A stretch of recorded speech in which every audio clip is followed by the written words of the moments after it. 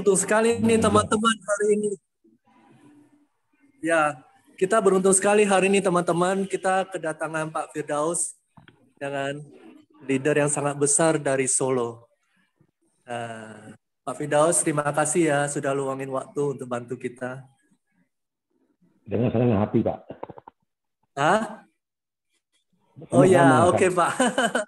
Iya, benar-benar Pak. Pak, kita mau dengar Pak cerita Bapak. Kemarin kita terinspirasi sekali loh waktu acara di Borobudur. Bapak ada cerita sedikit ya. Wah, saya terinspirasi sekali. Saya pikir, wah, saya mau bagikan ke grup teman-teman yang lainnya ya, supaya mereka bisa tahu juga dengan tentang kisah Bapak. Oke, Pak, bisa bantu Pak ya? Kita supaya bareng-bareng belajar dari sini ya. Oke, ini suara saya dengar semua ya? Dengar semua ya, buat teman-teman ya? Ya, saya sih kedengaran. Mas Gianta, silakan Mas. Ayo kita gali-gali Mas nih. Kebetulan Pak Firdaus mau bantu kita. Oke Mas, silakan Mas. Ya. Selamat malam semuanya. Assalamualaikum warahmatullahi wabarakatuh. Terima kasih Pak Firdaus sudah bisa menemani kita dan akan sharing-sharing pengalaman beliau. Mari kita sama-sama kosongkan gelas untuk ilmunya Pak Firdaus. Mudah-mudahan akan bisa kita serap nantinya. Pertama-tama kita tahunya Pak Firdaus ini dari Solo, tapi sebenarnya Pak Firdaus ini kan dari Sumatera Barat begitu Pak ya. Tapi kan bisa sukses di Solo begitu ya. Wah, ini bagus. Solo itu kampung halaman saya Pak. Saya juga dari Solo, dari Sukoharjo, tak Trangsan ya Pak ya. Saya dari wilayah situ, tapi sekarang posisi saya sekarang di Vietnam. Oh, luar biasa. Ya. Ya, mudah-mudahan nanti kita bisa sharing bareng-bareng dengan Pak Firdaus. Sebelumnya begini Pak ya, kita juga belum tahu bagaimana ini Pak Firdaus. Pengen tahu latar belakangnya Pak Firdaus itu bagaimana sampai bisa di AFC gitu Pak. Sebelumnya itu bagaimana? Terus tolong ceritakan. Kita bisa apa ya? Semangatnya Pak Firdaus itu semangat pagi terus. Saya jadi, wih ini semangat, bikin semangat saya juga itu Pak. Silahkan Pak. Baik, selamat malam buat teman-teman semua. Malam Pak. Seperti yang disebutkan tadi, saya Firdaus. Memang saya berasal dari Sumatera Barat ya, Padang ya. Tapi saya stay di Solo. Saya stay di Solo sejak 2005. Sebelumnya saya juga merantau di Jakarta lama, 15 tahun. Kemudian saya terdampar di Solo sampai hari ini. Oke, seperti orang Padang kebanyakan, saya ini merantau itu hanya modal dengkul. Ya, saya selalu ingat pesan orang tua saya bahwa, dan juga orang-orang Padang yang lain, orang Minang yang lain itu begini. Kalau mau merantau itu cari induk semang dulu. Artinya jalin silaturahmi dulu. Perbanyak teman, perluas relasi, kemudian bikin semua relasi kita percaya kita. Ya, karena kita di rantau ini nggak ada modal, jadi perlu membangun silaturahmi dulu. Itu yang saya lakukan sejak dulu dan hingga sekarang juga. Nah, ketika merantau saya berjualan di kaki lima. Pertama kali saya itu kalau bagi teman-teman yang di Jakarta ya, itu di lapangan Urip Jatinegara ya. Itu lahan saya buat cari makan dulu. Kemudian muter-muter juga sampai di Pasar Senen, ya, di Tanah Abang, terakhir juga di Tangerang. Pasarannya Tangerang cukup lama juga saya. Nah, kemudian di lahan di kaki lima di Jakarta ini kan sudah semakin sulit ya. Jadi saya mulai hidup saya tidak dari tahun ke tahun begitu-begitu aja, dan saya ingin merubah.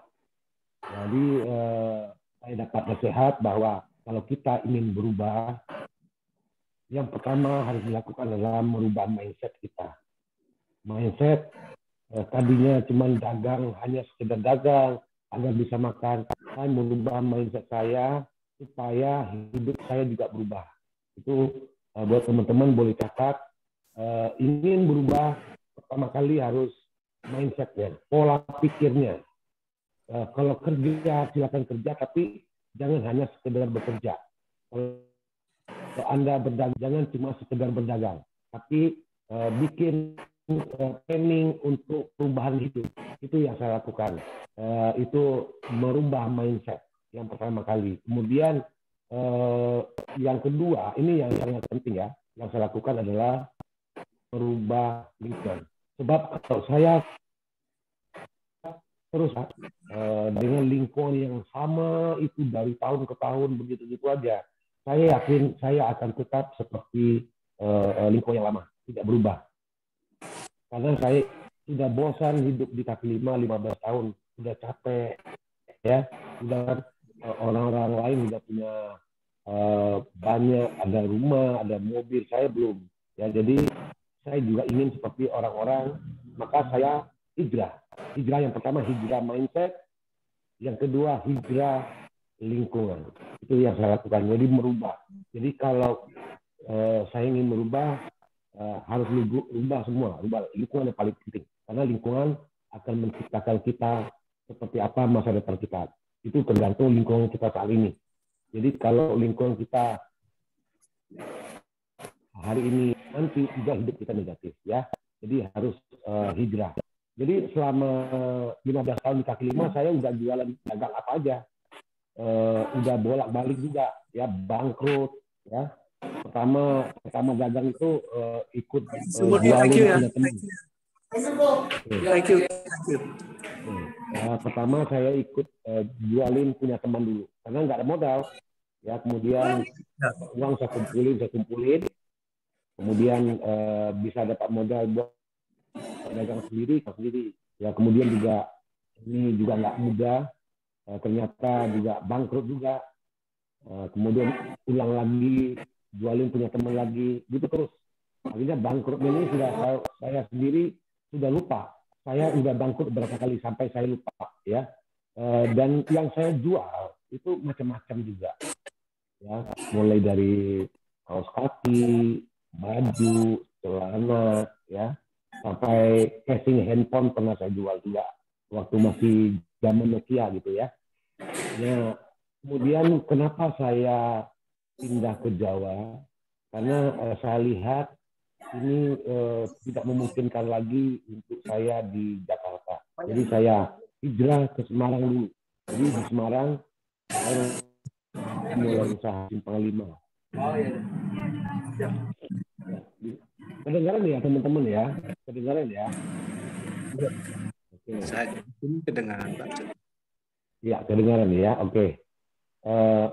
Oke, jadi saya mulai berjualan di lapangan Simpang 5 Semarang.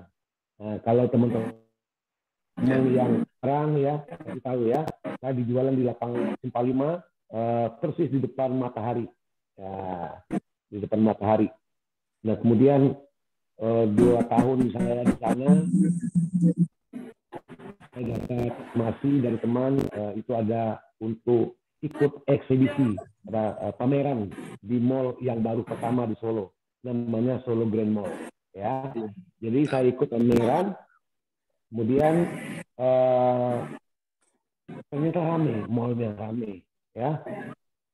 Dan saya dapat uang banyak, lumayan loh dari itu. Jadi setelah 2 minggu pameran ini, saya balik lagi ke Semarang. Wah, malam-malamnya di Semarang saya nggak bisa tidur. Saya harus kembali ke Solo agar dapat tempat yang tetap, ya. Nah, kemudian mulai saya cari tempat di sana. Saya untuk dapat tempat tetap itu tidak langsung dapat ya teman-teman ya. Jadi butuh waktu 4 hari menginap di Solo untuk dapat tempat yang tetap. Kemudian dapat tempat, ternyata sewanya di Grand Mall ini juga nggak murah, ya. Akhirnya untuk sewa itu saya pinjam uang teman, ya. Untungnya teman saya percaya saya, jadi ya pinjemin. Dijamin saya mulai jualan, setelah sebulan saya bisa bayar lagi. Ya, gitu teman-teman. Masih dengar saya? Masih dengar? Yo, Mungkin agak masih dengar ya?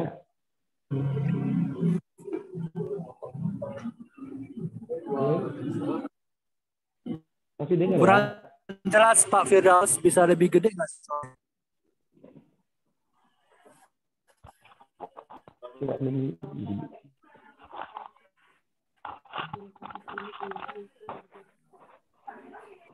Halo, masih dengar saya ya? lebih jelas ini, Pak. Jelas, lebih jelas Pak Gianto.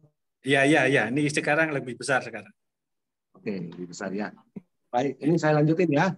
Betul. Oke, jadi saya mulai dagang di Grand Mall ya. Mallnya rame. Nah, ketika rame ini saya semangatnya berlipat. Jadi saya semakin semangat, fokus ke jualan. Kemudian saya juga nggak mau macam-macam. Maksudnya fokus jualan aja. Rame, saya bolak-balik ke Jakarta beli barang. Akhirnya karena uang modalnya dikit, belanjanya cuma dikit, kulaannya cuma dikit ya. Tapi sering. Akhirnya orang di Senen itu saya jualan jam tangan ya, waktu di mall itu jualan jam tangan. Nah, akhirnya boleh diizinkan untuk ngutang dulu sebagian ya. Nah, kepercayaan ini yang terus saya pupuk akhirnya bisa berkembang dengan sangat cepat ya, dari toko 1 jadi 2, 3, akhirnya sampai saya punya toko itu di beberapa mall di Solo itu 13 outlet di mall semua ya. Jadi semua karena kepercayaan. Dan saya ini ingat pertama tadi saya membangun relasi dulu, membangun silaturahmi dulu, kemudian saya bangun kepercayaan. Nah, ini modal buat teman-teman ya. Jadi kalau bisnis kita harus bangun 2 ini dasarnya bisnis. Baik itu dagang di kaki lima, apapun bisnisnya, apalagi terutama nih di kita di ASC butuh sekali 2 ini. 2 ini prinsipnya itu saya juga suka baca buku Sun Tzu, The Art of War ya. Sun Tzu itu jenderal perang di Cina. Dia punya prinsip ini yang ngajari saya ini, saya baca buku ini prinsipnya sama. Bangun relasi, bangun kepercayaan. Nah, di dalam agama saya yang Muslim itu bangun relasi, bangun silaturahmi. Relasi itu silaturahmi, ya. Bangun kepercayaan itu seperti Nabi Muhammad itu al-amin, orang yang bisa dipercaya, gitu ya. Itu tauladan saya. Maka itu juga saya lakukan dan itu berhasil teman-teman ya. Nah, setelah saya punya 13 outlet di Surabaya, di Malang, di Solo ya, datang hal-hal yang tidak pernah saya pikirkan sebelumnya, di luar prediksi. Ternyata ada yang namanya internet ya, yang kemudian online shop, yang kemudian meluluhlantahkan beberapa usaha-usaha raksasa, termasuk usaha transportasi, ya itu punya ratusan ribu unit armadanya, itu dikalahkan sama aplikasi yang tidak punya armada sama sekali. Mereka punya aplikasi aja seperti Grab, Gokar, Gojek ya, itu usaha-usaha taksi habis. Nah, saya juga kena imbasnya. Karena ketika ada klien itu, ada customer saya datang ke toko saya, Pak, ada jam tangan kayak gini enggak? Di dalam handphone ini sudah ada gambar jam tangan, kemudian ada tertera harganya sekalian. Jadi saya udah nggak bisa berkutik. Kenapa? Harga yang di handphone ini, di internet ini jauh lebih murah daripada saya. Kenapa? Karena mereka bisnisnya tidak ada biaya operasional seperti saya di mall. Kalau di mall mesti bayar sewa mahal, ada gaji karyawan, ada bayar listrik, ada yang namanya service charge, ya, dan banyak lagi biaya yang lain. Nah, ini yang mengalahkan saya. Akhirnya omsetnya turun ya. Akhirnya betul-betul terjun bebas omsetnya. Nah, saya ini mulai mikir, saya cari solusi. salah satu solusi yang saya cari adalah saya usaha buka toko baru di ruko, bukan di mall. Ya, saya buka toko mainan. Anak-anak satu ruko saya sewa. Waktu itu 2014 itu saya sewa 50 juta per tahun. Dan ramai juga, ramai. Tapi lama-lama saya ujungnya juga semakin sepi. Kenapa? Ternyata anak-anak sekarang itu tidak lagi tertarik dengan mainan fisik. Mereka tertariknya dengan handphone, ya, game online di handphone, ya. Akhirnya toko saya ini juga semakin lama semakin sepi. Akhirnya saya umumkan, saya kasih isu kepada teman, saya mau take over toko saya. Ternyata ada yang respon, jadi saya langsung take over. Jadi nggak sampai kontraknya habis, saya nggak lelang-lelang barang. Jadi tokonya ini sama isinya itu dibeli sama teman saya, termasuk sistem karyawan saya juga dipakai sama dia, ya gitu ya. Kemudian saya bebas, udah nggak punya toko. Kemudian saya mulai belajar trading forex. Ya. Tapi bukan robot-robot loh ya. Robot-robot itu justru menghancurkan. Jadi saya mulai belajar trading forex. Awalnya bagus, tapi lama-lama forex ini ternyata saya baru sadar bahwa yang mengendalikan nggak bisa kita sendiri mengendalikan. Itu yang mengendalikan angin. Angin itu berita. Ada berita sedikit ini harga langsung anjlok berubah. Seperti sekarang ada serangan operasi militer dari Rusia ke Ukraina. Itu juga pasar berubah.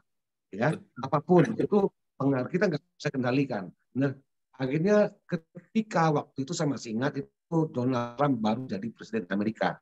Ya, itu statementnya itu pedas sehingga mempengaruhi pasar itu naik itu bergejolak gitu ya. Akhirnya saya sendiri juga margin call, mengalami margin call. Artinya margin call ini kalau di trading forex modalnya habis, kalah gitu ya. Itu sudah saya alami.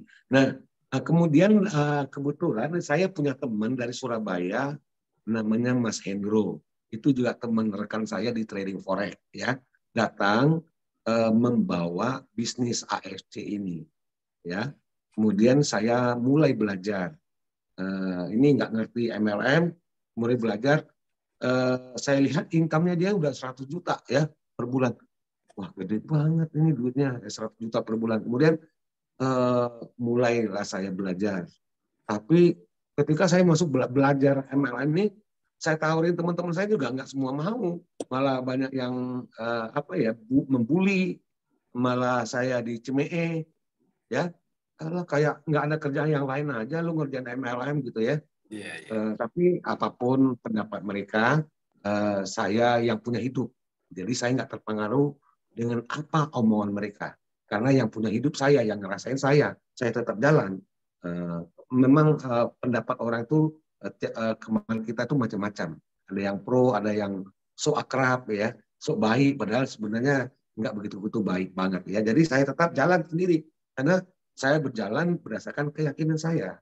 Mulai saya cerita pada teman-teman, kemudian ada yang tolak, ada yang mau, ada yang hanya sekedar beli aja, coba-coba gitu ya. Saya jual aja. Tapi saya setiap ada orang yang beli 2 box, itu saya daftarkan sebagai member. Nggak peduli dia nggak mau apa nggak mau, saya posting. Nah, gunanya apa? Besok, bulan depan, dia beli lagi, saya pasangkan akun dia kedua. Otomatis, sponsornya dia kan? Sponsornya dia, besok paginya, dia akan otomatis dapat SMS konnichiwa. Nah, itu ketika pagi-pagi saya telepon, bro, lu dapat SMS konnichiwa. Iya, itu apaan? Itu kemarin lu dapat cashback. Jadi kalau bulan lalu, mohon maaf nih, gua nggak izin sama kamu, mau gue posting, ya, gue posting. Maksudnya gini, supaya kamu beli yang kedua, kamu dapat cashback. Oh gitu, wah semangat, dia senang, ya, dia senang. Kemudian mulai cerita dia sama teman, orang kaya kalau tiba-tiba dapat uang 300.000 pasti senang. Ya, sekaya apapun dia tiba-tiba dapat duit 300.000 kok, ya. Nah, pasti senang. Jadi itu yang saya lakukan. Jadi setiap orang beli, saya memberkan. Setiap orang beli saya memberkan. Nah, ini teman-teman boleh ditiru. Jadi jangan mentang-mentang orang nggak mau memberkan kita buka akun keluar, ya jangan. Usahakan posting buat mereka karena banyak manfaatnya nanti. Itu yang saya lakukan. Nah, dari beberapa klien konsumen saya ini ada yang pengen belajar tentang network. Saya mulai ikut belajar bareng-bareng sama dia, ya bareng-bareng. Kemudian belajar bareng. Nah, kita cerita terus, cerita kemana-mana. Saya karena saya lihat peluang ini sangat besar, modal kecil sebagai pedagang di mall, modal 21 juta ini kecil banget ya, kecil banget. Kemudian nggak ada biaya operasional, nggak ada sewa, ya, nggak ada service charge, tidak bayar listrik. Listrik kalau di mall itu listriknya jadi bukan listrik rumah tangga, kelasnya beda, ya kelas bisnis, kelas ya, harga per KWH itu mahal, lebih mahal ya. Nah, nggak ada gaji karyawan, cuman modal saya beli paket data aja, ya. Nah, ini menarik sekali, modal kecil tapi ya bisa income satu hari bisa waktu dulu itu income saya dapat 1.200.000 per hari gitu ya, 1,5 juta per hari awal-awalnya. Wah ini saya sangat antusias karena dapat 1,5 juta ini nggak ada pengeluaran lain. Kalau dulu saya omsetnya toko itu satu toko itu satu hari 1,5 juta atau 2 juta itu dikurangi pokoknya modalnya berapa ya. Kalau keuntungannya itu 30% berarti 1,5 juta dikurangi 30%, berarti sekitar 500.000 ya. Itu keuntungan saya. 1 juta itu pokoknya modalnya. Nah, yang 500.000 ini dikurangi nanti sewa, gaji karyawan, barang rusak, biaya operasional yang lain, ya itu teman-teman. Jadi di AFC kita nggak keluar biaya itu, nggak ada. Paling-paling penjenengan semua itu paling datang ke acara LOP misalnya di hotel, paling itu bayar tempat, bayar tempat, iuran rame-rame, paling begitu ya. Tapi income-nya gede, itu yang saya lakukan. Kemudian saya cerita terus. Nah jadi yang saya lakukan ini cerita aja.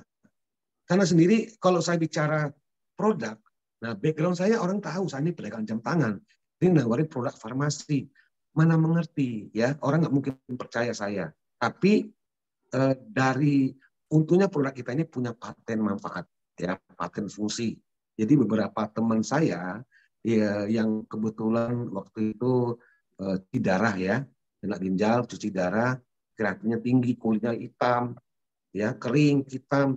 Nah, pakai AFC produk waktu itu SOP 100 ya, cuman baru sebulan, itu mukanya fresh. Nah, dari situ saya semakin semangat. Kenapa? Wah, ternyata produk ini bermanfaat sekali. Orang yang cuci darah itu bisa kulitnya bisa halus, bisa putih, bisa bersih gitu ya. Itu yang saya lakukan. Nah, ini berlanjut. Jadi saya semakin bergairah. Selain dapat uang, ternyata saya juga bisa bantu orang dari segi kesehatan. Jadi banyak teman-teman yang kena diabetes ya. Di Solo ini paling banyak diabetes. Nah, Pak Gianta tahu itu ya. Di Solo paling banyak diabetes ya. Kalau di Padang banyak orang stroke. Kenapa? Makannya Padang tuh tiap hari ya. Nah itu pengaruh. Jadi sakit kita ini diawali dari makanan kita. Jadi hati-hati buat teman-teman ya. Makanannya harus dijaga ya. Nah, orang-orang yang sakit degeneratif seperti diabetes, stroke, jantung, ginjal, kanker, itu di sekeliling kita banyak sekali. Itulah pangsa pasar kita. Tinggal kita mau cerita apa enggak. Pokoknya cerita aja. Paling banter orang itu nggak mau dengerin kita. Itu risiko yang paling besar di AFC. Kalau kita ngomong, cerita terus, paling-paling orang itu nggak mau. Tapi ada satu poin penting ketika kita berani cerita. Yang pertama, ini pengalaman saya. Saya pernah cerita sama teman setahun yang lalu. Saya juga posting di Facebook saya, di Instagram saya juga. Pas COVID Juli 2021 kemarin. COVID lagi tinggi-tingginya kan. Nah, itu pada nanya saya, Pak, produknya ada nggak? Ada. Kebetulan produknya kita inden waktu itu. Ya, saya ini juga banyak dikomplain orang. Udah bayar, inden lagi gitu ya. Nah, kenapa inden? Karena produk kita ini laris banget. Karena walaupun kata orang mahal, tapi manfaatnya terasa sama orang. Banyak orang yang setelah konsumsi ini negatif, ya, COVID-nya gitu ya. Jadi itu yang saya ceritakan. Akhirnya mereka beli, dan mereka juga bukan hanya COVID yang sembuh, ternyata dia punya sakit yang lain itu juga membaik. Ya, jadi rentetannya nggak sengaja. Sama seperti saya juga. Ketika saya konsumsi SOP 100 dulu, itu sebenarnya saya memang suka minum suplemen ya. Tapi tanpa saya sadari pada bulan keberapa saya nggak tahu, ternyata saya sinusitisnya itu hilang. Itu dari produk. Nah, ini menambah keyakinan saya bahwa produk ini betul-betul bermanfaat buat orang lain. Nah, ini yang semakin membuat saya semangat cerita kepada siapa. Saya sangat pede cerita AFC ini kepada siapa orang, kepada siapapun. Walaupun juga maksudnya diremehin gitu ya, saya nggak peduli. Ya, termasuk kepada dokter aja. Cuman ke dokter itu saya ngomongnya hanya sekedar memberikan informasi, dok, ini saya punya produk farmasi dari Jepang. Katanya ini punya paten, dok. Paten itu apa sih, dok? Saya pura-pura nanya, kita udah tahu. Kalau dokter itu kita kasih presentasi, malah lu belajar di mana, gitu kan? Jadi kalau sama dokter itu kita bicara hanya sekedar memberikan informasi seperti kita ini memposisikan diri sebagai detailer, ya. Ini dok, ini ada produk baru gitu ya. Jangan ajarin dokter bicara tentang kesehatan, karena sekolahnya lama. Nah, kita nggak pernah sekolah. Saya sekolah ini kaki 5 ya. Nggak mungkin saya cerita ngajarin dokter kesehatan. Saya kalah jauh gitu ya. Jadi posisi saya hanya sekedar memberikan informasi ini ada produk baru dok gitu ya.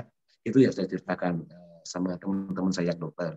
Dan ada yang percaya, ada yang nggak percaya. Itu wajar aja. Sama seperti saya di dagang dulu. Setiap orang masuk ke toko saya, nggak semua beli. Ya, kadang-kadang saya buka nih jam 9 pagi ya. Jam 9 pagi, jam 9 itu juga ada yang masuk orang 5 ke toko saya. Lihat-lihat, nggak beli, keluar gitu ya. Nanti jam 10 juga gitu, masuk 5 orang lagi, lihat-lihat, nggak beli. Jam 11 juga masuk 10 orang lagi, jam 12, jam 1, sampai jam 5 sore. Sudah 100 orang yang masuk toko saya. Nggak ada yang beli. Pertanyaannya, apakah saya tutup langsung? Enggak, saya tetap buka. Karena jam operasional mall itu jam 9 pagi sampai jam 9 malam. Ya, walaupun jam 5 belum ada yang beli, saya tetap buka toko. Tugas saya buka toko. Kemudian nggak disangka jam 7 habis maghrib banyak orang beli. Nah, coba kalau di awal saya udah putus asa nih jam 5 nggak ada yang beli, udah 100 orang yang masuk toko, saya putus asa. Saya langsung tutup toko. Ketika saya tutup toko, dipastikan saya tidak dapat duit hari itu. Jadi saya tetap buka sampai jam 9 malam, jam 7, jam 8. Ternyata banyak yang beli. Karena rezeki kita tidak bisa tentukan kapan datang. Itu bagiannya Tuhan, bagiannya Allah ya. Jadi tugas kita buka toko. Nah, sama di AFC ini. Di AFC ini tugas kita sharing, cerita. Masalah ada orang responnya orang yang keberapa, itu bukan urusan kita, itu bukan bagian kita. Itu bukan pakaian kita, tugas kita cerita. Ya, gitu ya teman-teman ya. Jadi jangan baru 2 orang tolak, wah nggak laku, AFC mahal. Dan kita langsung berasumsi mengambil kesimpulan produk ini memang mahal. Terus kita mengiyakan omongan orang, wah ini larang mahal gitu ya. Enggak ya. Kita mungkin belum ketemu aja orang yang tepat. Sama seperti saya buka toko. Jam 5 udah seorang yang masuk tapi nggak ada yang beli. Ya, saya tetap buka karena yakin kita dapat rezeki. Setiap kita usaha pasti ada rezeki.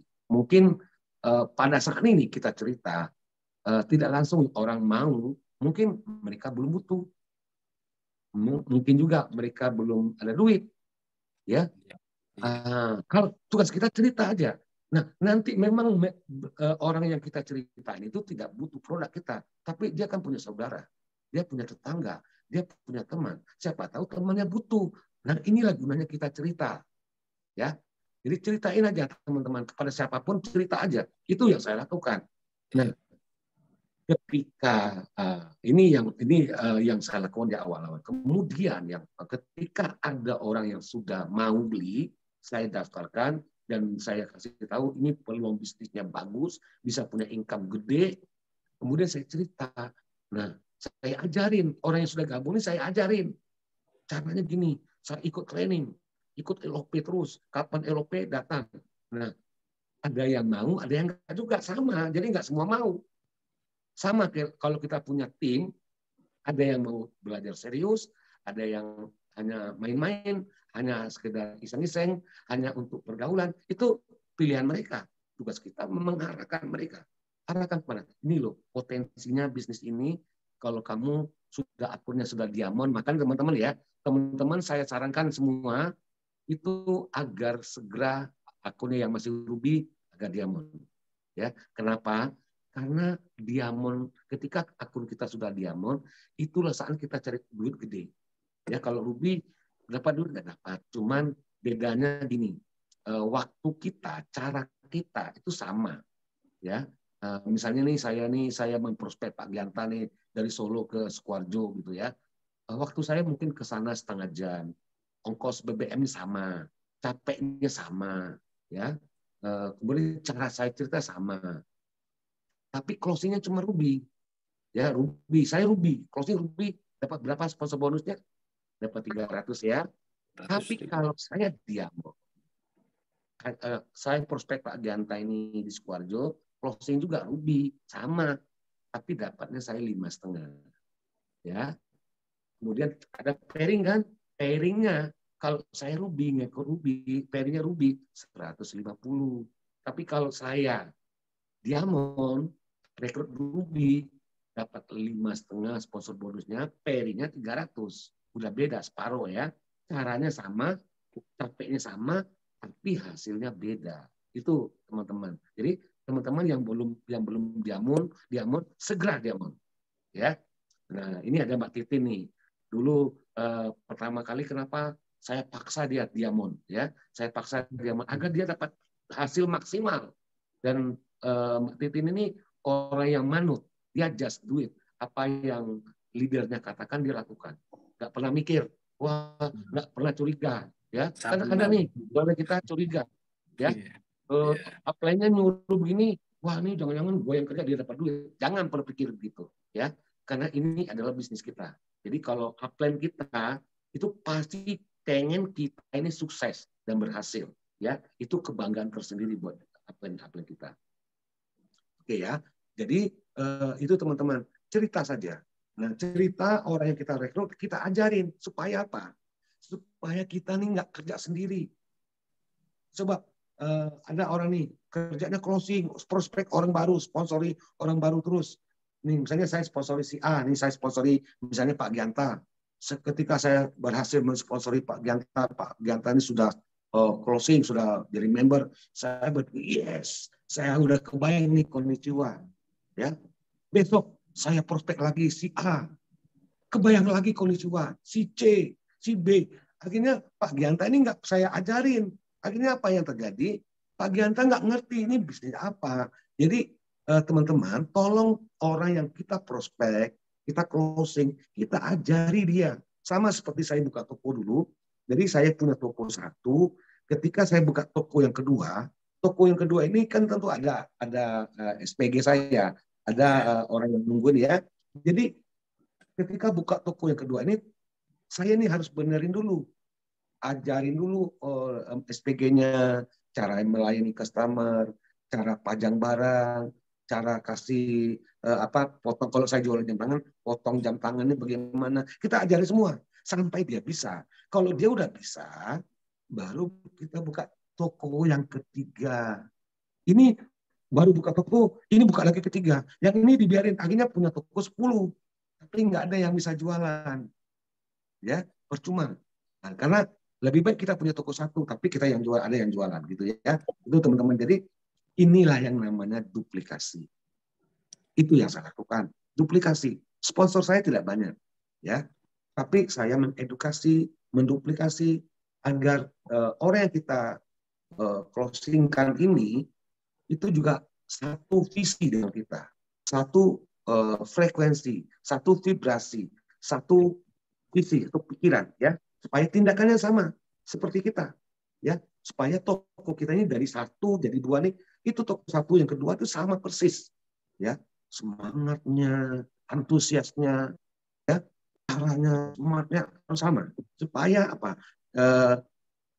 Itu terjadi duplikasi, supaya kita nggak capek. Kemudian setelah toko yang kedua ini jalan, sudah mandiri, saya buka lagi toko yang ketiga.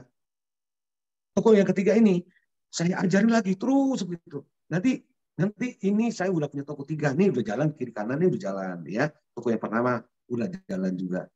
Kemudian bantu tim yang lain. Sama di sini, ketika satu orang kiri, satu orang kanan, yang sudah kita prospek, kita ajari sampai bisa. Kemudian kita bekerja sama dengan temannya si A ini. Ya, si A1, si A1, si A2, si B1, si B2. Kita bertiga itu ngajarin mereka. Ya, kembangkan terus. Itu yang saya lakukan. Akhirnya apa? 6 bulan saya ikut AFC, itu saya sudah samurai. Ya, teman-teman juga bisa. Ya, samurai 6 bulan. Ya, ini caranya gitu. Jangan sibuk closing sendiri. Ya, harus bersama-sama bantu timnya. Supaya apa? Supaya kita nggak capek. Ya, ini beda konsepnya dengan bisnis konvensional. Kalau bisnis konvensional, saya ini kalau nggak buka toko nggak dapat duit, ya. Tapi di AFC ini sudah saya buktikan. Ketika kita sedang berhalangan, konnichiwa-nya tetap mengalir. Seperti bulan September yang lalu, saya pulang ke Padang, kebetulan ibu saya meninggal, jadi saya di kampung 20 hari, ya, nggak ada sinyal. Tapi saya nggak melakukan sponsoring, tidak ada ngomong AFC di kampung, susah saya ngomong AFC. Saya cerita juga tentang manfaat produk, tapi ya responnya nggak ada. Tapi teman-teman harus tahu bahwa saya selama 20 hari di kampung, konnichiwa-nya selalu masuk. Kadang 4 juta per hari, kadang 5 juta per hari. Mantap nggak ini bisnisnya? Jadi bukan seperti yang lama. Bisnis yang lama itu kalau kita buka toko dulu baru dapat duit. Itu juga belum tentu dapat duit. Kalau laku barangnya, toko sudah buka toko, nunggu dulu lah ada yang beli baru dapat duit. Nah, tapi di AFC kalau kita sudah berhasil mengedukasi, menduplikasi downline kita yang kita rekrut, itu kita bisa punya passive income. Kita bisa punya income, punya konnichiwa di saat kita sedang berhalangan. Itu teman-teman. Itulah kenapa orang sebut ini yang disebut namanya passive income. Ya, dengan hanya passive income yang seperti apa? Ini loh caranya seperti ini. Jadi orang yang kita prospek, kita ajari sampai dia pintar, sampai dia mandiri. Ini yang saya lakukan. Dan alhamdulillah di tahun kedua saya bisa achieve so good. Ya, teman-teman. Jadi duplikasi ini terus berjalan hingga hari ini. Kemarin pas di Solo saya juga mengadakan training khusus ini training untuk leader. Saya mulai merubah mindsetnya teman-teman yang tadinya sibuk closing sendiri, timnya dibiarin, sekarang sudah berubah, sudah mulai ini sudah bergerak semua. Jadi di AFC jangan kerja sendiri karena ini kita kerja pakai sistem. Ya, ini kerja pakai sistem ini begini. Kalau kita ini berjalan mau pergi kemana-mana itu ada kendaraannya. Ya, tapi halo, masih dengar ya teman-teman ya? Makasih Pak, masih jelas. Masih jelas. Oke, jadi kita harus mengedukasi supaya kita bisa menciptakan passive income buat kita. Gunanya kita mengedukasi, menduplikasi dolar kita itu agar mereka mandiri seperti saya ngajarin SPG saya supaya saya tidak perlu nunggu toko, tapi omsetnya terus seperti itu ya. Jadi teman-teman sama. Jadi untuk pertama kali ini teman-teman kalau mengalami kesusahan nggak apa-apa, tapi susahnya di sini nggak lama-lama ya, karena banyak di AFC ini yang baru 2 tahun mereka sudah punya income 100 juta. Ini di sini nih di malam ini juga ada yang Mbak Titin ya ikut, yaitu yang kemarin dapat Torida Off di Borobudur. Nah, ini beliau ini semangatnya luar biasa. Lihat semangatnya Mbak Titin, semangat saya juga timbul lagi gitu ya. Jadi capeknya hilang. Jadi teman-teman, jadi tolong teman-teman yang sudah mensponsori orang agar juga mengedukasi. menduplikasi. Nah, sama sebenarnya downline kita ini sama seperti kita dulu. Kita pertama masuk ke AFC, tentu kita punya harapan besar. Ingin berubah, ingin berhasil, ingin sukses seperti upline kita. Betul ya? Nah, kita itu gunanya kita belajar. Sama seperti downline kita. Downline kita itu masuk ke AFC, kita sponsori, dia gabung dengan kita, itu bukan karena AFC-nya, bukan pula karena produknya, bukan pula karena marketing plan-nya, tapi karena kita, karena dia percaya kita. Ya. Nah, mereka punya harapan besar sama di pundak kita ini. Sama seperti kita pertama kali gabung, kita punya harapan besar. Downline kita juga sama. Mereka punya harapan besar pada kita agar hidupnya dan keluarganya berubah menjadi lebih baik. Baik secara kesehatan maupun secara keuangan. Mungkin ada ya beberapa teman tim kita ini yang masih punya hutang, ingin segera lunas, apalagi kemarin pandemi, hutang pada macet semua, ya. Nah, kita menjadi solusi. Kita ini menjadi pahlawan mereka. Nah, kita bantu caranya, diajarin. Kalau kita tulus mengajari downline kita, itu hasilnya mengikuti aja. Di AFC saya lihat, kalau kita melakukannya dengan tulus buat downline kita, ya, kondisi jiwanya lancar. Percaya sama saya, ya. Kondisi jiwa itu hanya dampak saja, bukan tujuannya. Jadi kalau kita tujuannya kondisi jiwa, tujuannya cuma uang, nanti pasti salah jalan. Kita akan halalkan segala cara. Jadi lakukan aja dengan tulus, tanam aja, pasti kita panen kok. Kalau tanamnya kebaikan, panennya pasti kebaikan. Tanamnya kenakalan, panennya juga kenakalan. Ya, jadi jalannya jalan lurus, nggak boleh neko-neko, nggak boleh menakali downline-nya, tidak boleh mengakali. Jadi beda ya, menakali dan mengakali downline nggak boleh. Apalagi downline kita ini masih baru, masih lugu, ya. Dia apa-apa dipercaya kita, termasuk juga login passwordnya suruh kita yang tahu pegang, terus kemudian security passwordnya juga serahin ke kita. Kenapa? Dia saking percayanya sama kita, ya kan?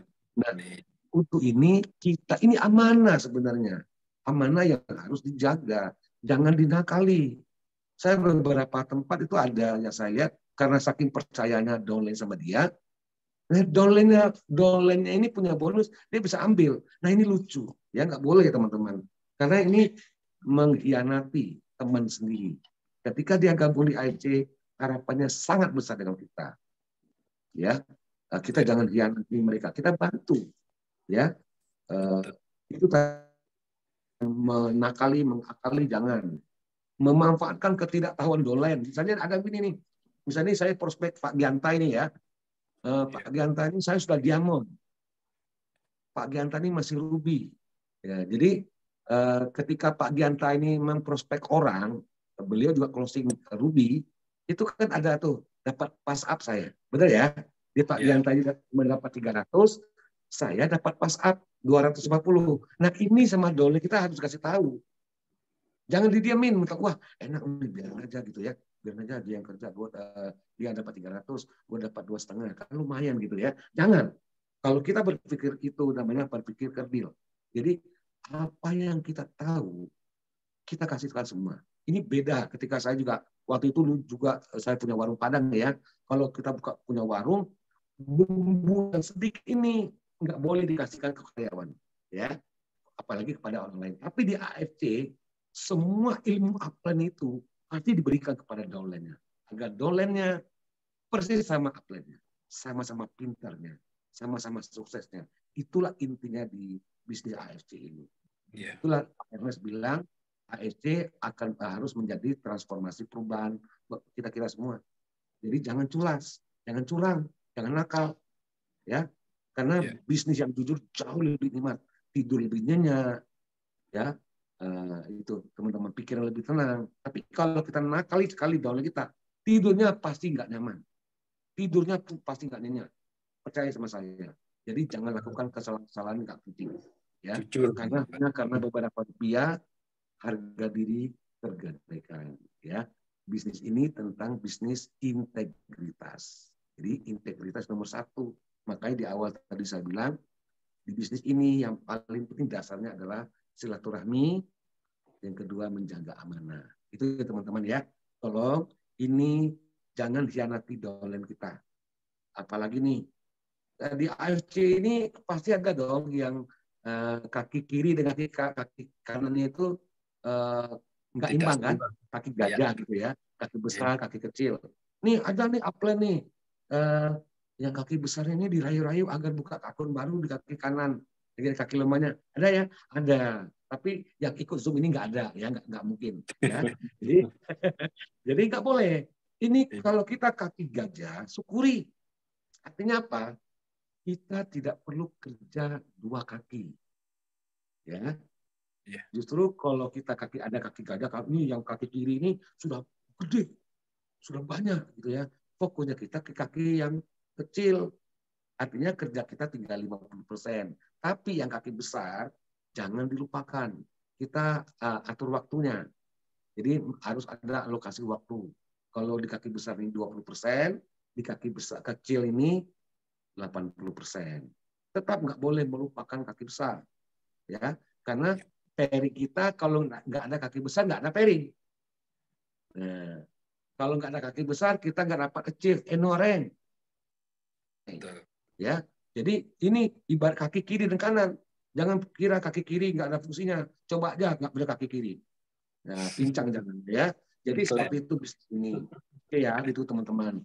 Jadi perlu kejujuran, ya. Jaga amanah, jangan nakali, jangan mengakali dolennya, memanfaatkan ketidaktahuan dolennya, nggak boleh ya.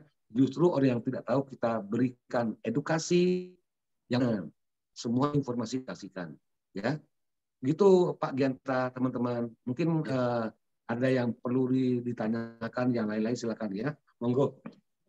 Begini Pak Petrus ya. Pak Petrus kan pertama kali tahu AFC ini dari Pak Hendro di Surabaya ya. Ini dulu Pak Hendro ini bisa mengajak Pak Firdaus ini gimana caranya Pak? Kok tahu-tahu Pak Firdaus bisa langsung join gitu loh. Kenapa langsung percaya ini AFC? Kok langsung ikut Pak Hendro? Itu dulu bagaimana ya? Kok bisa begitu? Oke, mungkin permasalahannya sama teman-teman yang lain juga gitu ya. Nah, kenapa Mas Hendro ini teman baik saya? Saya sudah lama kenal, bukan kenal bisa dikenal di AFC, bukan. Tadi saya sebutin, kami sama-sama di komunitas trading forex, ya. Nah, sama-sama mengalami yang namanya margin call, ya. Sama-sama jadi orang kere. Ya, no. Kebetulan Mas Hendro ini ikut AFC. Dia, saya tahu dong kartunya waktu itu. Tiba-tiba nunjukin bonusnya 100 juta. Nah, saya kaget. Nah, karena Mas Hendro ini yang ngomong, dia ngomong bukan hanya sekedar ngomong, tapi dia ngomong ada faktanya, ada datanya. Ini Pak, dia liatin SMS kondisi jiwanya. Jadi saya percaya, makanya saya belajar. Jadi ini penting. Ada orang pintar ngomong gini, not the song but the singer. Bukan lagunya, tapi siapa yang menyanyikannya. Zaman sekarang, orang gabung itu bukan apa yang kita tawarin. Bukan baik produknya maupun bisnisnya. Tapi kita, ini siapa yang nawarin. Maksudnya artinya orang itu lebih melihat kitanya daripada produknya. Melihat kitanya daripada bisnisnya. Orang percaya kita dulu. Maka ini yang sangat penting dijaga, ya, kepercayaan. Jangan nakali. Ini yang saya lakukan. Jadi saya sama Mas Hendro ini sudah bersama lama.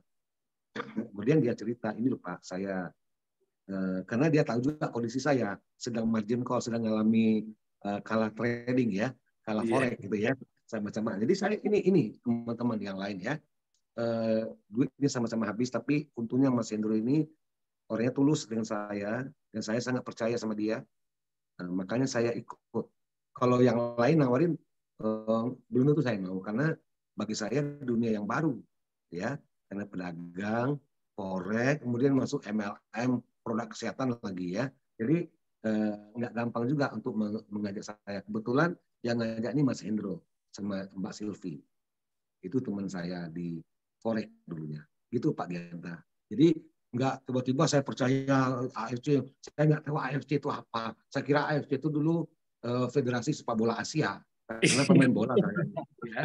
Jadi nggak tahu AFC ini. Saya kira ini federasi ini ngajak sama klub bola, saya bilang gitu ya. Itu pertama kali. Gitu Pak Genta. Ya. Ini buat teman-teman yang lain silakan kalau ada yang mau tanya. Saya mau lihat chat dulu ya. Chatnya. Oke. Oke. Ya. Mungkin ada teman-teman yang mau nanya apa permasalahan di lapangan ya. Mungkin pengen apa gitu dari Pak Firdaus ini. Tip-tipnya Pak Firdaus gitu ya apa gitu. Mungkin begini Pak ya, dari Pak Firdaus kan kalau Shogun penghasilan udah ratusan juta, 150 juta minimal ya 1 bulan. Terus Pak Firdaus ini apakah itu semuanya untuk Pak Firdaus ini? Apa Pak Firdaus, wah ini uang begini, apa ini saya alokasikan ke sini? Oh ini mah untuk saya untuk ke semua downline juga untuk bisa membantu. Ini loh Pak, mungkin orang kan ada ya dapat bonus, oh ini kerja saya, oh, enggak ada untuk kita. Mungkin Pak Firdaus kan beda. Saya tahu ini Pak Firdaus kan orangnya ini banget ya. Istilahnya semuanya itu hanya titipan, begitu kan Pak Firdaus ya. Jadi gini. Tapi kan ini ya. Oke. Saya ini kan biasa dagang ya dengan banyak biaya operasional ya di mall gitu ya. Tiap bulan itu saya harus bayar listrik, bayar service charge, bayar gaji karyawan. Itu saya dan biaya yang lain itu saya kumpulkan menjadi namanya biaya operasional. Ya. Nah, ini juga saya pakai di AFC. Jadi kalau saya dapat bonus itu enggak 100% saya makan sendiri. Ya, saya juga alokasikan sekitar 20% untuk membangun tim. Ya, saya sering roadshow kemana-mana, ke Medan, ke Padang, ke Palembang, Pekanbaru, ke Jawa ini, Jawa Tengah ini, hampir semua kota saya datangin. Itu kan biaya sendiri. Itu saya anggap itu biaya operasional, saya ambilkan dari yang 20% dari bonus saya ini. Jadi mentang-mentang dapat 100 juta sebulan misalnya ya, ini saya nikmati sendiri, nggak boleh pelit sama downline. Ya, saya ini banyak mungkin di sini nih banyak yang ikut ya. Mereka sudah tahu kalau setiap saat kalau kita ketemu kita traktir makan itu menambah semangat mereka. Kita traktir makan, jangan nikmati sendiri ya. Kemudian kayak kemarin hari Sabtu kemarin saya mengadakan training khusus untuk leader ya. Itu pesertanya cuman karena dibatasi aja ada 50 orang itu ya. Itu kan ada biayanya karena kita di hotel, kemudian ada coffee break, itu kan biaya. Nah, biayanya kalau kemarin itu 2,5 juta ya. Jadi 2,5 juta ini kepada tim yang ikut, cuman saya bebani 20.000. Kenapa saya bebani 20.000? Ini juga menyangkut tentang edukasi supaya yang ikut ini kalau dia gratis dia tidak akan menghargai. Tapi kalau kita pungut bayaran, dia akan serius, gitu ya. Tapi saya memberatkan. Jadi itu biayanya satu orang 50.000, 30.000 saya subsidi per orang, ya. Jadi mereka saya suruh bayar cuma 20.000. Syarat aja sebenarnya ya, supaya mereka juga ada penghargaan, menghargai. Dia sudah investasi 20.000. Jadi ketika dia sedang training, dia serius. Nah ini teman-teman ya, kalau sedang training jangan main handphone, scroll sana, scroll sini, lihat chattingan yang nggak gitu penting, jangan. Ketika Anda belajar nggak serius, ya. Karena kita nih datang dari rumah, harusnya udah korban waktu, biaya, ya. Harusnya kita sama istri, sama anak, malah kita nih ikut training, tapi di training kita justru nggak fokus, main handphone ketika ada mentornya bicara di depan, kita main handphone, ajak ngobrol di belakang. Jangan, usahakan tampil di depan. Ketika kita mau belajar, duduk paling depan dan simpan handphonenya baik-baik. Kan training itu paling 1 jam, 2 jam paling lama. Ya udah off dulu handphonenya. Fokus dengarkan mentornya bicara, karena mentor kita sedang mengajari kita strategi dari bisnis ini, bagaimana menjalankannya. Justru jangan kita nih mentornya di depan kita ngomong, apalagi main handphone, jangan. Sayang sekali ya. Waktu kita ini, mentor kita ini ngajarin kita ini cara dapat duit gede dalam waktu yang singkat. Itu mentor kita. Jadi coba teman-teman bayangin ini nggak ada kelasnya dimanapun, mau kita di kuliah di S1, S2, S3 sekalipun, nggak ada mata pelajaran judulnya itu cara dapat duit gede dalam waktu singkat, nggak ada. Nah di AFC ini ada. Jadi ini perlu teman-teman pahami bahwa kita AFC ini bisa sebagai sumber hidup. Sama seperti saya dulu dagang kaki lima, saya hidup saya dari kaki lima. Ya. Nah, sekarang saya 100% di AFC, sekarang artinya hidup saya dari AFC. Sumber income saya dari AFC. Nah, teman-teman, tolong ini dipahami, jadikan AFC ini sebagai sumber utama income kita. Ya, supaya hidup kita lebih baik. Nanti kalau buat teman-teman nih yang sudah punya bonusnya gede, nah ini banyak kesalahan ya. Banyak dari teman-teman saya yang dulu bonusnya gede-gede di MLM yang lain itu hidupnya poya-poya. Jangan. Income-nya boleh gede, tapi lifestyle-nya harus tetap standar ya. Agar kita punya tabungan, nanti uangnya ini bisa diinvestasikan, bisa beli rumah, bisa buat lunasi hutang. Nah, kalau sudah lunas hutangnya di AFC, melalui AFC, jangan diulangi lagi. Itu sama kalau kita ulangi, masuk lubang yang sama 2 kali. Jangan. Ya. Iya, Pak. Ini AFC bisa salah satu alternatif untuk lunasi hutang. Jadi, jangan apa-apa gampang hutang. Nah, kalau saya ada kelasnya juga tentang di AFC ini banyak sekali manfaatnya kita gabung ya. Bukan hanya tentang bisnis aja, bukan hanya tentang kesehatan aja, tapi ada ilmu lain yang di luar sana kita tidak akan dapat. Termasuk di sekolah pun. Ini yang paling berharga bagi saya. Terutama buat teman-teman ya. Ini tentang money management. Ya. Ini nggak ada pelajaran di mana-mana. Ya, kalau saya kasih kelas di sini tentang money management, mengatur uang. Ini uang yang kita dapatkan dari AFC ini kita gunakan untuk apa aja. Ya, itu penting. Dan ini nanti dapat uang nggak ada bekasnya, ya, malah salah guna. Harusnya kita gunakan beli aset yang bisa menghasilkan uang. Jangan beli liability. Misalnya ya, tiap tentang bonusnya gede, tiap bulan ganti handphone, sayang, jangan ya. Tiap bulan ganti motor, mobilnya sudah ada, beli mobil baru, kredit lagi, ya, jangan, ya. Karena kredit ini masalahnya gini, kalau kredit itu cicilannya pasti, income kita nggak pasti, itu di situ kita kalah, ya. Nah ini salah satu poinnya di pelajaran di training saya tentang money management. Jangan poya-poya, hidup sederhana. Kita nih di AFC ini mengajarkan bagaimana semua mitra AFC ini dia high income but low profile, ya. Income-nya tinggi tapi tetap rendah hati. Hidup sederhana itu jauh lebih baik, ya. Nah, jangan hambur-hamburkan uang, beli ini, beli macam-macam, ya. Jangan. Beli yang penting, beli sesuatu kalau betul-betul kita butuh, ya. Kalau belum butuh, tunda dulu. Tunda kesenangan dulu, ya. Itu teman-teman, ya. Silakan Pak Dianta kalau ada yang mau nanya gitu ya.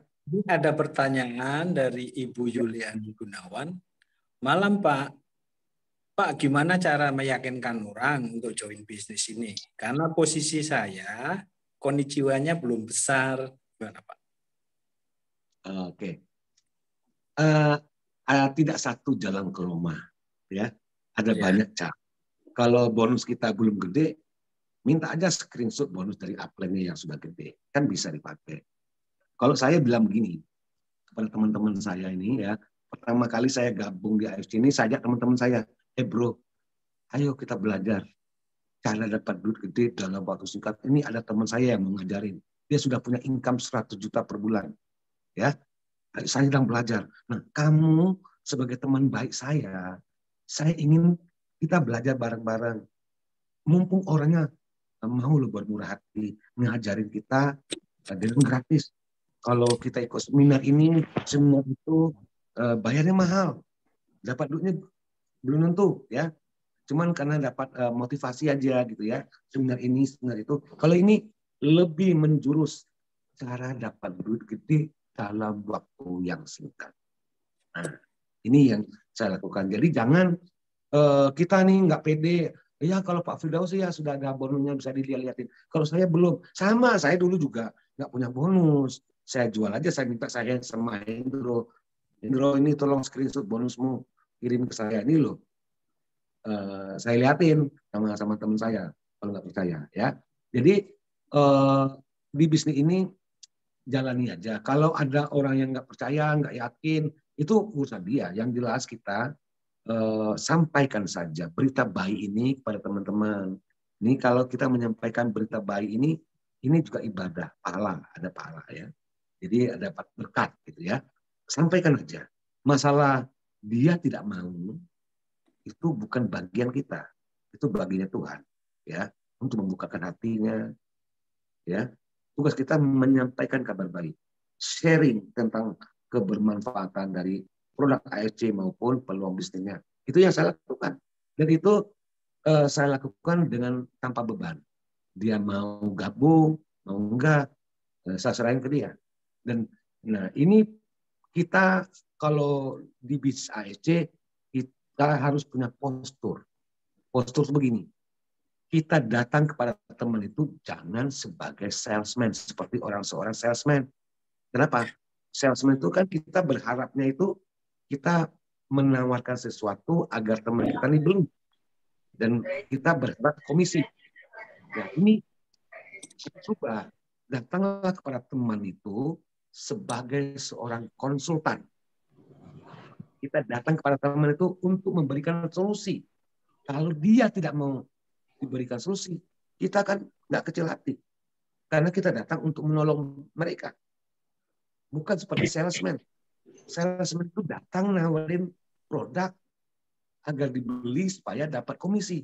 Tapi kalau kita sebagai konsultan, kita datang untuk memberikan solusi, memberikan pertolongan.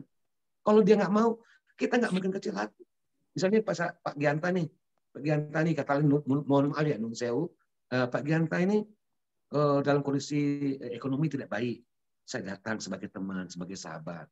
Ini Pak Gianta, saya sudah dapat solusi. Kemarin kita sama-sama punya masalah secara keuangan. Nah, saya sudah dapat solusinya. Saya datang kepada Pak Gianta, cerita ini loh peluang bisnisnya, ini loh caranya. Saya datang. Nah, Pak Gianta ini sebagai teman, kalau itu kembali kepada dia mau percaya apa tidak. Kalau dia nggak percaya, kan nggak apa-apa. Saya nggak punya beban. Ngapain juga saya baperan, ya nggak perlu. Karena kita datang sebagai seorang teman yang ingin memberikan solusi, bukan berharap sebuah komisi. Inilah perbedaan antara marketing dengan konsultan. Ya ini boleh dicatat ya. Kalau marketing itu mencari komisi, setelah itu lari. Tapi kalau konsultan, dia datang memberikan solusi. Masalah komisi itu datang dengan sendirinya. Itu teman-teman. Jadi posisikan diri kita ini sebagai konsultan. Jangan jadi marketing, apalagi salesman. Jadi di AFC kita tidak diajarkan untuk jadi salesman. Kita adalah network builder, membangun jaringan supaya kita bisa menikmati yang namanya passive income. Jangan jualan terus seperti yang tadi saya bilang, prospek terus, closing terus, sponsori terus, tapi nggak diajarin. Itu sama aja mentalnya salesman. Itu kan menjual. Ketika dia closing, artinya ada orang beli. Closing, dapat bonus sponsor. Itu mental salesman. Tapi kalau kita sebagai network builder, kita ketika orang gabung, kita ajari sampai pintar, sampai bisa, sampai dia mandiri, supaya kita nih bisa lagi bantu orang lain lagi. Kalau pertama saya sendiri, kemudian saya bantu Pak Gianta, sekarang saya ajarin, sekarang ada 2 orang yang bicara tentang AFC. Nanti saya ada lagi teman saya, misalnya Pak Riki Tanukto misalnya ya, Pak Riki di kiri, ini saya juga bekerja sama. Sekarang saya ada 3 orang yang bicara AFC. Nah, kalau Pak Riki dengan Pak Gianta masing-masing punya 2 teman, juga ikut gabung di sini, kita ada 7 mulut yang bicara tentang AFC. Nah, begitu terus. Jadi jangan sendiri. Jangan kerja sendiri. Kita ada teamwork. Kerja sama-sama. Karena prinsipnya bisnis ini, kita lebih baik bekerja 1% bersama 100 orang. Daripada bekerja 100% tapi sendiri. Capek loh. Ya, capek kalau kerja sendiri. Ya, ingat ya, saya ulangi, lebih baik kerja 1% bersama 100 orang daripada bekerja 100% tapi sendiri. Ya, ini prinsipnya bisnis kita. Begitu teman-teman. Begitu Pak Gianta, mungkin ada pertanyaan yang lain. Ini Pak Petrus sebagai jenderal besar ini ya di Shogun. Itu kan ya seperti ini tadi ya, bekerja di tim. Itu kan termasuk punya istilahnya punya prajurit-prajurit yang tangguh gitu ya. Misalnya tamtama yang di bawah itu ada yang ini Pak, yang spesial atau semuanya menganggapnya Bapak ini semuanya sama atau semua harus diedukasi sama atau ini harus duplikasinya sama? Gimana itu Pak? Di Gini Pak, kita ini kan pertamanya itu kita seperti menjaring ikan. Ya, menjaring ikan kita nggak tahu mana ikan yang mana nih, ya, yang kita cari. Ya. Nah, dari ikan-ikan yang kita jaring ini, kita bisa lihat kan, kira-kira yang potensi yang mana, yang mau bekerja yang mana. Karena di bisnis ini tidak perlu yang kita tidak cari orang pintar. Ya, kita cari orang yang mau kerja keras. Kita juga tidak cari public figure, misalnya artis, pejabat. Itu nggak mungkin jalan ini. Mereka hidupnya sudah mapan semua. Maka kenapa tim saya ini militan, karena Pak, orang mendengar kayak orangnya seperti saya.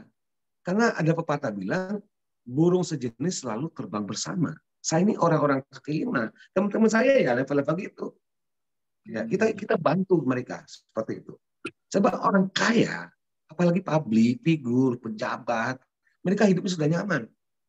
Dia kita tawarin bisnis ini, ya, apalagi di makan luka yang gak ada kerjaan kayak seperti saya alami dulu. Jadi saya lebih senang bicara kepada orang-orang yang membutuhkan, yang punya ambisi, yang mau bekerja keras, yang mau berproses, yang bukan yang instan.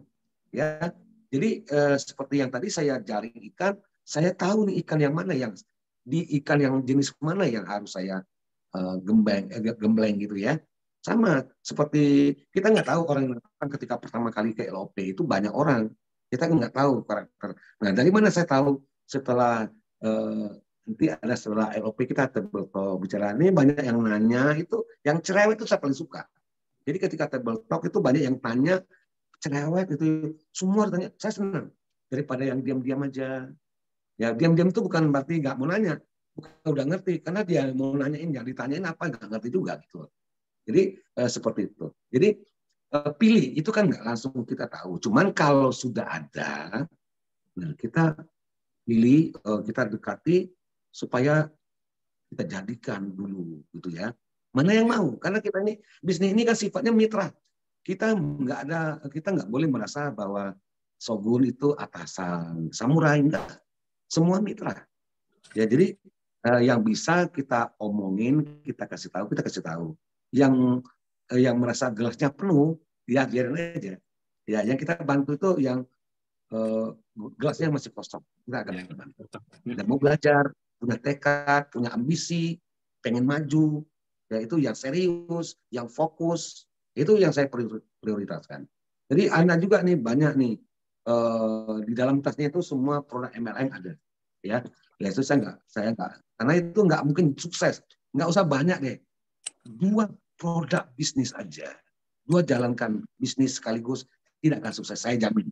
Ya, karena tidak ada yang bisa menangkap 2 kelinci bersamaan. Bisa? Saya nggak bisa. Ya, tidak ada yang bisa menangkap 2 kelinci di saat bersamaan. 1 aja susah, apalagi 2. Yang satu ke barat larinya, yang satu ke timur. Bagaimana mungkin kita menangkap? Nah, bisnis sama. Kalau ingin sukses, fokus. Jalankan AFC ini sebenarnya AFC ini sudah cukup. Ya, kalau kita fokus di sini, lah Bully Darwin 6 bulan sudah bos hidup. Ya, nah, ini kenapa kita masih ngerjain yang kecil-kecil? Nanti kadang-kadang orangnya begini, ada tawaran ML yang baru, ikut karena berharap kita jadi nomor 1, ya. Nggak penting itu. Bully Darwin orang yang ke 9.000 di AFC, ya. Saya ke orang yang ke nggak tahu yang ke 100.000 kali ya, saya nggak tahu. Tapi bukan itu, bukan yang nomor 1, yang mau kerja keras, yang mau memperjuangkan, yang mau mengupayakan kebahagiaan keluarganya, kesejahteraan keluarganya, itu yang akan menang, ya. Itu teman-teman yang lain, ya. Jadi jangan baper, gitu. Seleksi orang-orangnya yang terpilih. Kita harus bekerja sama dengan orang yang mau bekerja. Jangan upline nih, Anda dolen kan yang jual mahal ya, seakan-akan kita ini kerja buat dia gitu. Bukan, jangan tinggalin aja. Saya nggak mau gitu. Jadi saya sebagai upline, kita harus kendalikan dolen kita. Yang nggak mau dikendalikan, udah biarin, biar jalan sendiri ya. Kita yang mau ikut kita, karena di dunia ini ada 2 pihak, ada yang pro, ada yang kontra. Siapapun, termasuk Nabi. Nabi pun juga banyak yang nggak suka, ya. Begitu juga dengan kiai, dengan para pendeta, pastor, itu nggak semua orang suka. Itu wajar. Sama sebagai leader di AFC, itu tidak semua juga orang suka. Ada yang suka, ada yang enggak. Itu biasa aja. Ya, kita fokus kepada orang yang mau bekerja. Ya, yang terlalu banyak cerewet, komplain aja dalam hatinya, itu dia suka protes gitu ya. Tapi nggak mau berprotes, ya udah tinggalin gitu ya. Itu ya, Pak Genta. Itu yang sharing saya. Mungkin ada pertanyaan yang lain? Ada pertanyaan lain gini Pak, dari Pak Haryono. Ya Pak. Pak, bagaimana menghidupkan kembali semangat saya pas saya lagi down Pak? Karena mungkin banyak gitu Pak ya, semangatnya lagi hilang begini-begini. Nah ini Pak, supaya semangatnya biar ini lagi muncul lagi, biar tambah. Bagaimana? Untuk membangkitkan semangat yang sempat loyo dan begitu ya Pak. Iya betul. Gini, loyo itu kalau biasanya orang yang lupa akan hutang-hutangnya, orang yang lupa akan tanggung jawabnya, orang yang lupa akan impian-impiannya. Biasanya loyo. Kalau dia ingat 3 ini, ingat hutang-hutangnya, ingat impiannya, ingat tanggung jawabnya, dia akan semangat. Ya, jadi nggak ada istilah saya lagi down Pak. Dan itu kalau kita izinkan down, maka nggak boleh kita izinkan diri kita ini down. Kondisi boleh buruk, tapi mental harus tangguh, harus tetap semangat gitu ya. Nggak ada istilah motivasi, itu tergantung kita. Kita mau panggilkan motivator tingkat dunia. Kalau kita ini sendiri nggak ada niat, percuma aja. Ya, jadi semua kalau saya, cuman caranya kalau orang yang lagi down, saya tanya aja 3 tadi, hutang-hutangnya yang belum lunas, ya, tanggung jawabnya, impian-impiannya. Kamu masuk AFC pertama kali kenapa? Ini kita tanyakan lagi, kenapa kamu ada di AFC? Kenapa enggak yang lain aja? Kenapa di AFC? Apa visi misinya masuk AFC ini apa? Itu kita tanyakan lagi untuk orang-orang yang sudah semangatnya jatuh, ya. Karena 3 hal ini bisa menjadi pressure yang bisa membuat kita terbang tinggi. Sama seperti saya perantau, saya mau sambat mengerti ya. Kalau mengeluh sama siapa, saya nggak bisa. Karena saya ini orang rantau. Jadi ada 3 pressure yang membuat saya harus selalu kerja keras. Terpaksa kerja keras. Yang pertama, sebagai perantau. Saya kalau nggak kerja keras, siapa yang mau ngasih makan saya? Ya, itu yang pertama. Yang kedua, kalau saya nggak kerja keras, kontrakan rumah saya siapa yang bayar? Yang ketiga, kalau saya nggak kerja keras, kalau saya sakit, yang ngurusin siapa? Sing ngopeni sopo gitu loh. Ya, jadi kalau saya sakit, jadi 3 pressure ini yang membuat saya mau nggak mau, suka tidak suka, harus kerja keras.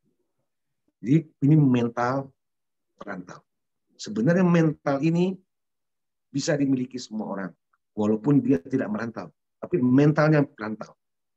Ya, kalau kita nih, saya di Solo, katakanlah saya sendiri orang Solo, saya tinggal di Solo, tapi saya boleh menjadi pribumi di tempat tinggal saya, tapi mentalnya mental perantau. Seperti itu.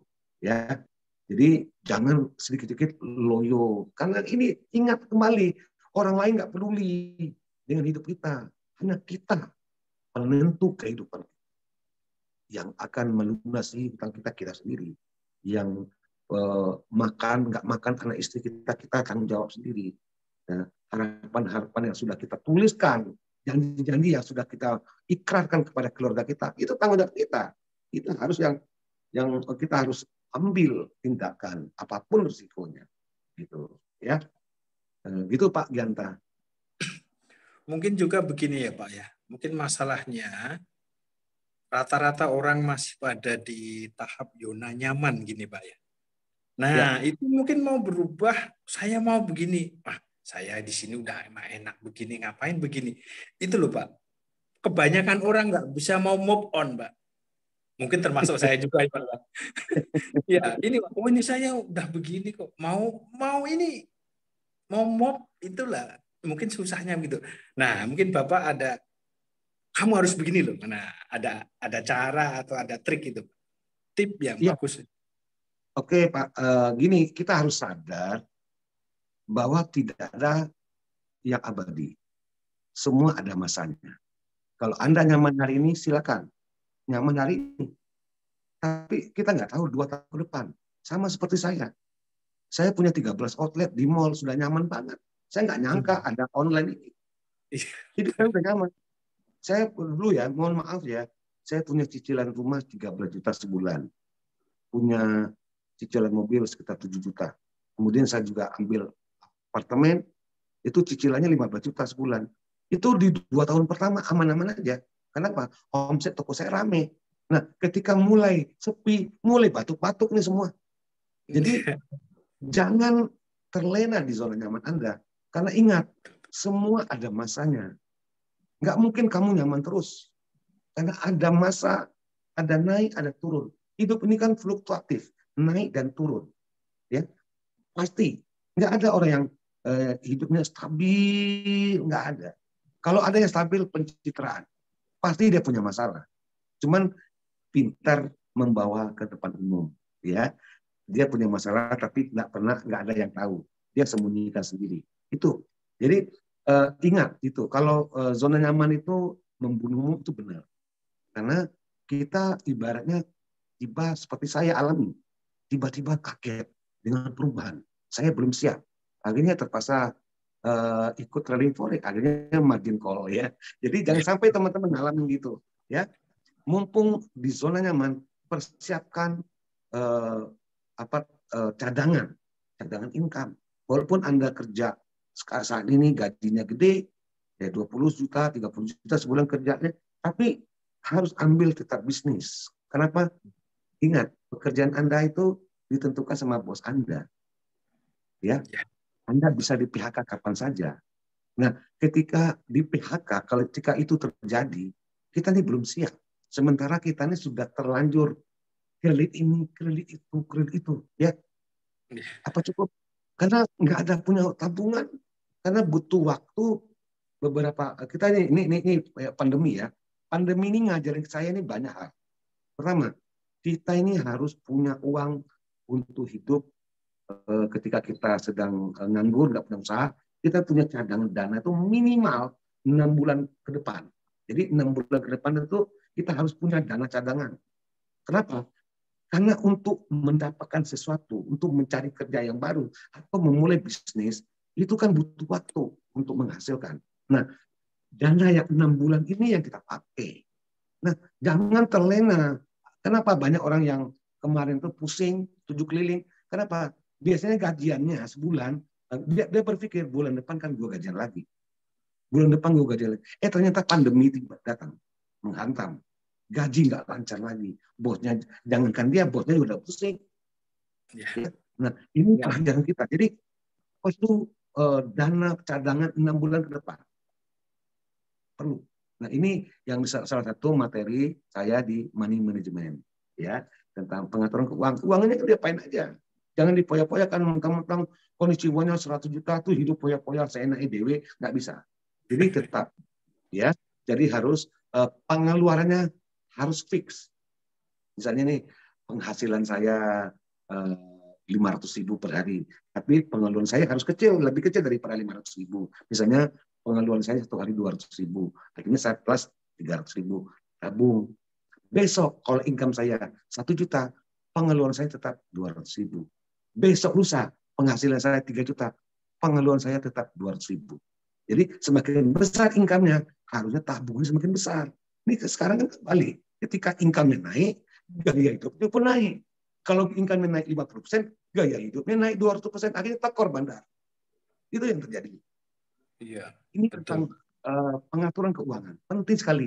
Tidak penting berapa besar yang kita hasilkan, tapi berapa, walaupun kecil, bagaimana kita mengaturnya. Hidup selalu di bawah income kita. Kalau income kita 5 juta, hiduplah di bawah 5 juta. Jangan ini gajinya naik, kemudian lifestyle-nya naik. Ini contoh, ya. Ada teman saya dulu karyawan saya, dulu karyawan biasa. Saya kasih waktu itu gajinya 1,1 juta per bulan. Dia kos di samping mall sempat saya dagang. Kosnya berdua sama teman, ya. 1 bulan cuma 300.000, berarti masing-masing 150. Kemudian ke tempat kerja cuma jalan kaki, ya. Dia bisa nabung sebulan sekitar 300-400.000 per bulan. Ya, makannya juga seadanya, ya, kamar kosnya murah berdua. Nah, suatu ketika karena prestasinya bagus, saya angkat dia jadi supervisor, otomatis gajinya naik menjadi 2 juta. Nah, ketika gaji 2 juta, dia udah mulai ambil motor kredit, ya, cicilannya sudah mulai. Nah, tadinya ketika dia nggak punya motor, gajinya biasa aja, itu pulang kerja langsung ke rumah. Nah, ini sudah ada motor, pulang kerja jalan-jalan. Ngopi sana, ngopi sini. Nah, ngopi sana, ngopi sini kan juga pengeluaran. Akhirnya tekor, gaji naik, tapi hutangnya malah banyak. Ini yang terjadi banyak buat teman-teman kita. Dan enggak mereka sadari. Ini pentingnya kecerdasan finansial. Buat teman-teman yang lain, jadi di AFC ini banyak sekali nanti yang kita bisa dapatkan, ya. Banyak belajar hal-hal baru. Bukan hanya sekedar bisnis, tapi ini yang paling penting itu apapun profesinya, harus kita tahu, harus melek tentang ilmu apa namanya money management, ya, mengatur keuangan. Itu penting sekali. Ya, itu teman-teman. Jadi jangan terlena dengan zona nyaman. Oke, hari ini kita hidup nyaman, hidup enak, penghasilan gede. Siapa yang bisa menjamin tahun depan seperti itu? Kita nggak ada yang tahu, ya. Maka perlu persiapkan. Maka buat teman-teman yang sekarang nyaman, kenapa harus tetap ambil AFC? Ini cadangan awalnya, tapi lama-lama bisa jadi yang primer, ya, gitu Pak Genta. Iya, teman-teman adakah pertanyaan yang lain?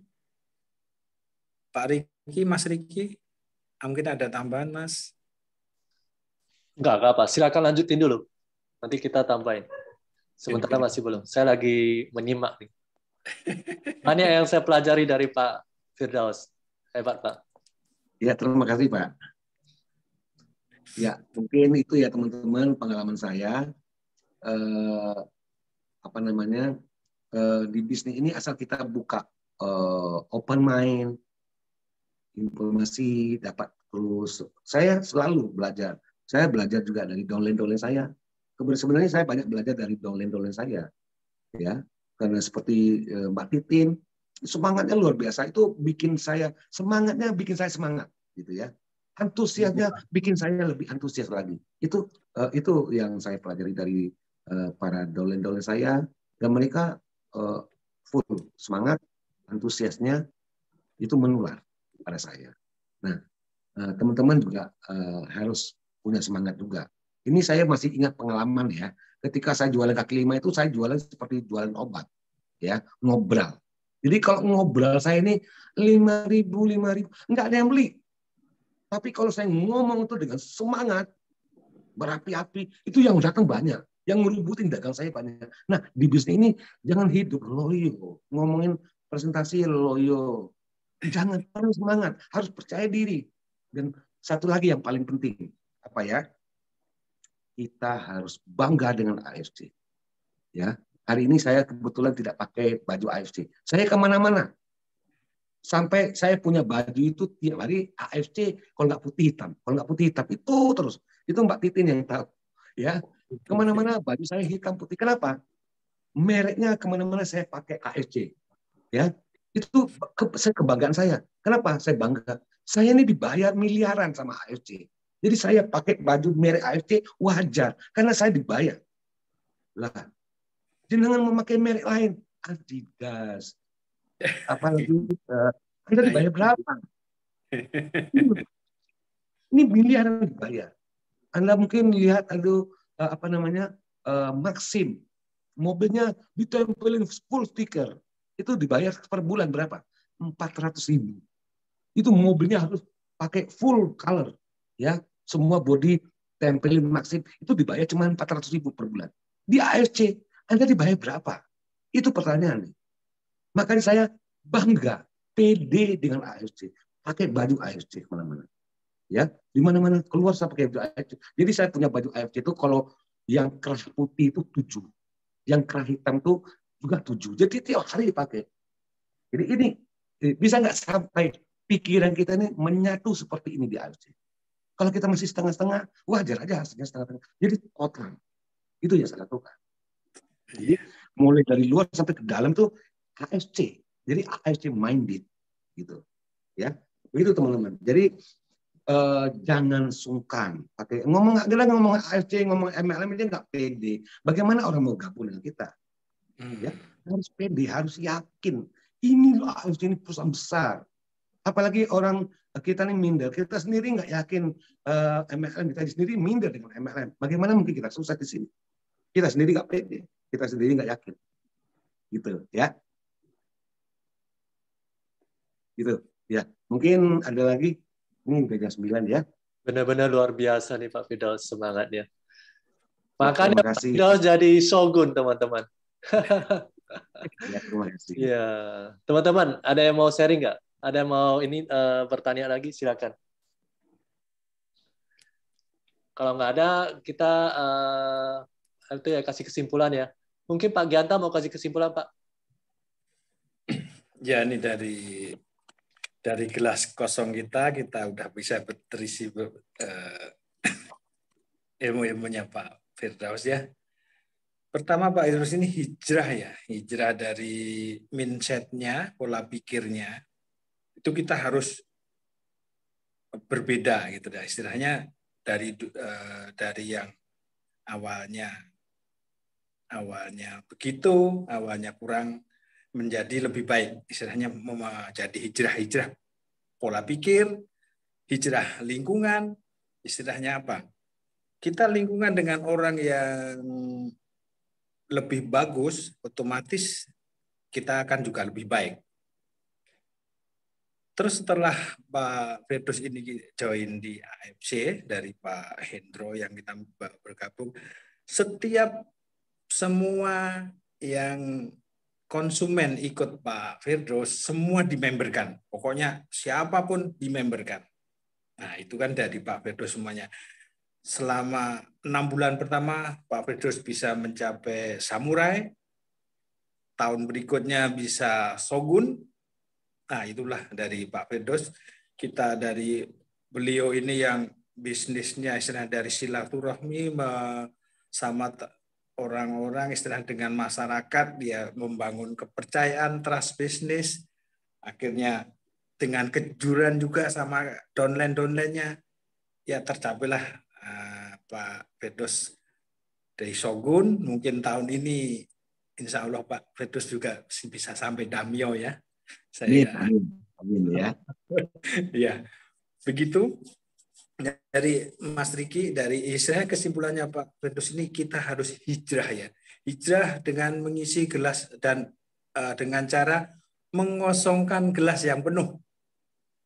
Mungkin itu darinya Pak Firdaus. Intinya kan kita harus bisa menerima dengan gelas yang kosong. Kalau gelas yang penuh, bagaimana kita bisa menerima? Begitu kan Pak ya? Kita kosongkan diri kita sendiri, kosongkan gelas kita, pasti kita akan bisa menerima.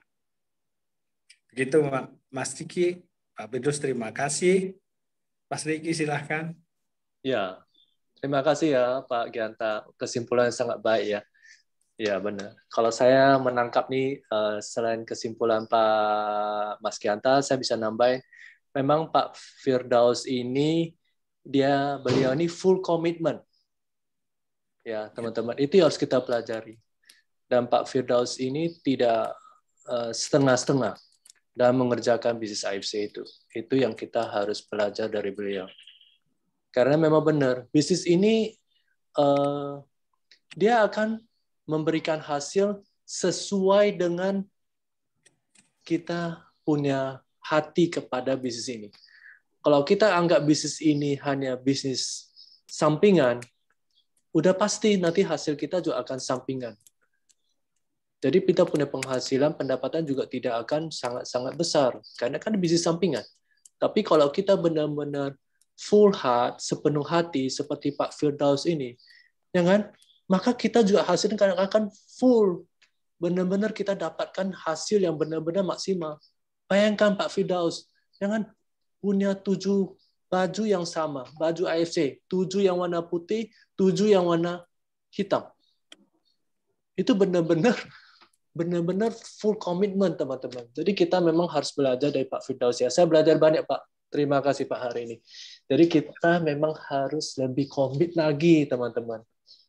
Jadi kita harus komitmen seperti Pak Firdaus beliau punya burning desire. Jadi beliau punya semangat membara teman-teman. Keinginan membara untuk berhasil di bisnis ini. Ini kelihatan nih.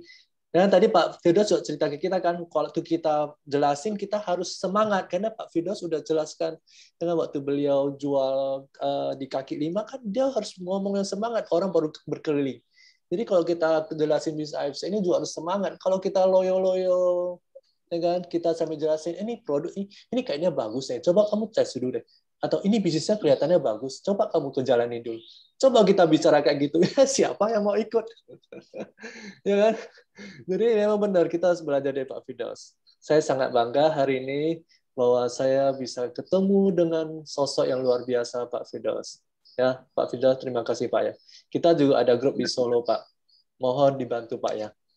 Kita ada grup juga di Solo sekarang. Solo, Jogja juga ada. Oke teman-teman semuanya, kira-kira ada pertanyaan nggak? Kalau nggak ada, kita akan closing. Ini buat teman-teman di Jogja. Kebetulan saya juga sendiri juga adalah consignment stokis untuk Jogja. Jadi alamat stokisnya itu di Jalan Magelang nomor 188 di Yogyakarta.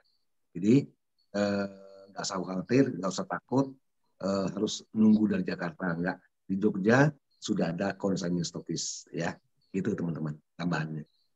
Oke, mantap. Terima kasih Pak. Oke teman-teman. Ya, oke. Sebelum kita sudahin, kita akan foto dulu sebentar. Terus teman-teman ingat ya, minggu depan kita akan, seperti kita tahu ya, seorang pria yang sukses itu selalu ada wanita di belakangnya yang mendukung dia. Itu selalu ada teman-teman. Nah, Pak Firdaus ini juga ada wanita yang mendukung. Namanya Bu Ewin. Nah, minggu depan kita akan dengar dari Bu Ewin. Oke, teman-teman? Jadi pastikan minggu depan kita ikut lagi Zoom. Ya, teman-teman ya? Oke. Nah, oke, sekarang kita foto dulu. Boleh, teman-teman, nyalain kamera? Silakan, teman-teman. Kita foto dulu kenang-kenangan ya. Yes, mantap nih. Oke ya, saya foto ya.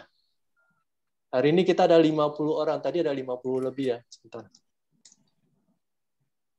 Oke. Ini lembar pertama. Konnichiwa. Oke. Ini lembar kedua. Oke. Oke deh, teman-teman. Ya, sampai ketemu lagi minggu depan.